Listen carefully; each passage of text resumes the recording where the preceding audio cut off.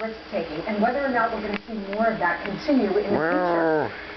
Paul Volcker, former head of the UK and now advises President Obama, suggested that they separate that out. They separate out the risky trading activity from the taxpayer-protected institutions. The White House says that now politically it's too hard to do that. So instead we're going to go after and slash their pay, hoping to deter their risk-taking in the future. I don't think it's going to happen. And I also think that in terms of the slippery slope, once you start going after institutions that took bailout money, now they're talking about regulating and going after executive compensation on financial institutions that were not bailed out by federal money.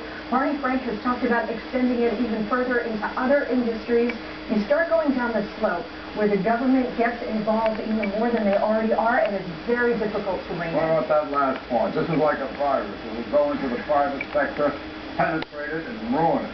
It is, you know, I can understand why there is this popular sentiment about these banks that received all of this money. But if you think it's smart to take $350 billion, as you point out, in federal funds and end up putting it in the lowest possible average of competency, because all the really talented people are not stupid, they're going to leave and go to those firms where there are no pay restrictions. And they've done that. A lot of them have done that. And the way to do it is, frankly, doing it differently. You should have said, here, you have a total salary package that you can give to your top executive. I would put it anywhere you want.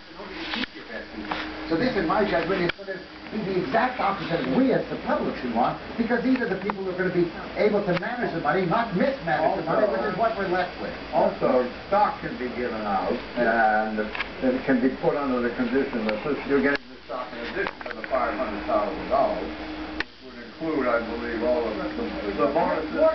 The fourth point is well taken. Now, obviously, in this 175, there are probably people who should have been fired. And there are probably people who are in their mid-30s or something working their heads off. We're going to bring this bank back. We're going to do this. We're going to fight and bring it back. And they're going to look at this and say, we've got no future here. This economy thrives on a marketplace. This destroys the marketplace. There is no market.